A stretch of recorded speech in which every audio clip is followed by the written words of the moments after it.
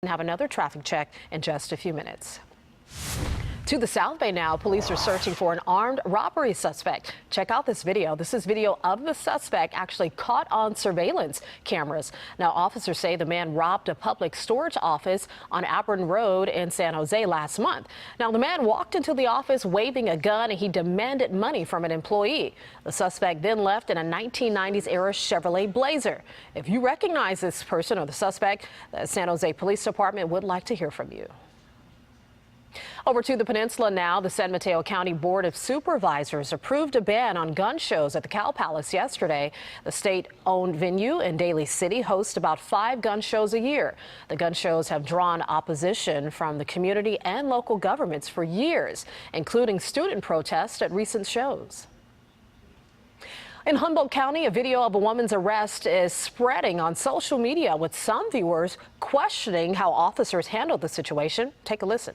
My last name is Luna. You know what? My dad isn't my actual dad. Get out of the car. Are you happy? No, I'm not getting out of the car. No, I'm not. You're going to jail. Oh my God.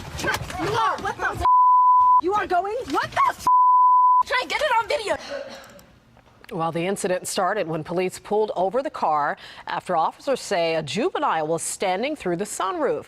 Now, officers arrested the juvenile, then began questioning the passenger, 20-year-old Samantha Alonzo Luna. Now, the woman and the officer began arguing over the accuracy of the woman's last name, prompting police to pull her out of the car and toss her on the ground.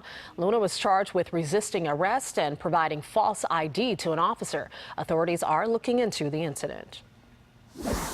Well, the family separation debate has now sparked protests in the Bay Area and all over the country. And as KRON 4's Dan Kerman explains in San Francisco, opponents of the policy rallied outside federal immigration offices.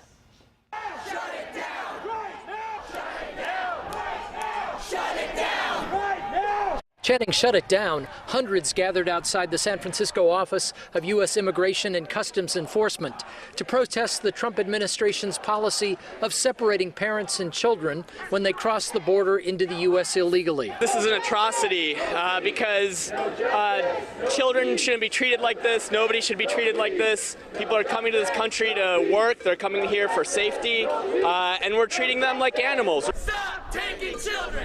The protest was filled with signs likening ICE to Nazi soldiers who claimed they were just following orders.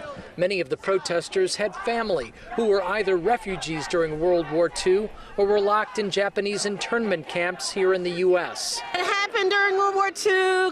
It's being repeated again, and we need to stop repeating history. Never again, never forget. Unlike many other protests, this one had lots of children. For many parents, the idea of breaking apart families is beyond the pale. I brought my son because families belong together, and I oppose families being separated at the border. And I brought my son because I want to teach him that standing in the street is a way to take action against a government that you feel is oppressing others.